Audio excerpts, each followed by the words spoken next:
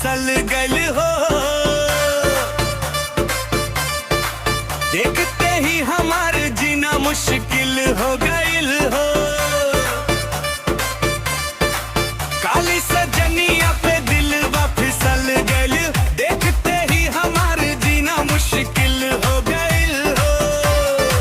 जहाँ तू चल जालो हल्ला मचला, पूरा शहर तोहरे पे पागल हो गइल।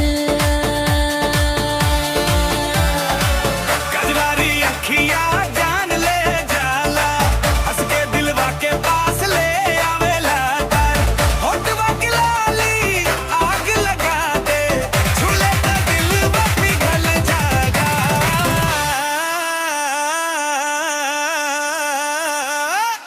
काली सजनिया पे दिलवा फिसल गइल हो।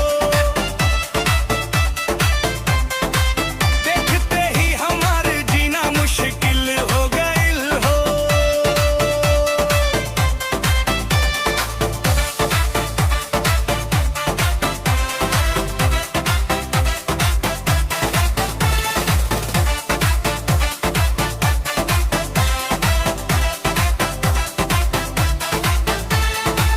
गली में निकले तो भीड़ लग जाला, हर कोई तोहरा पीछे भाग जाला। कमरिया हिले त डीजे गरम हो जाला, देख के दिलवा बेकाबू हो जाला। तोरे बिना अब चैन ना आवे, रात भर दिल तो है राही गुन गावे।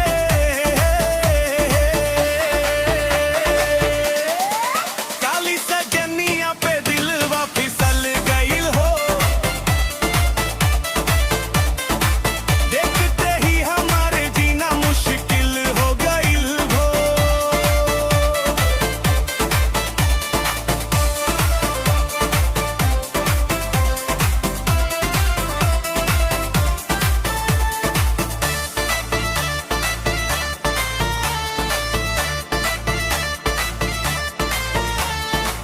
एक बार सुन फिर खुदेरी पीठ पे बजाइब पूरा पीछे भाग जाला। डीजे पे बजते ही आग लग जाला, पूरा इलाका पागल है दे। तेरे बिना अब चैन ना आवे, रात भर दिल तो है राही गुन गावे।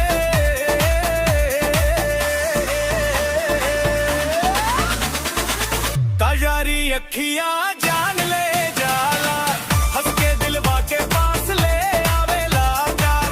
होठवा की लाली आग लगा दे, छूले तो दिलवा पिघल जाला।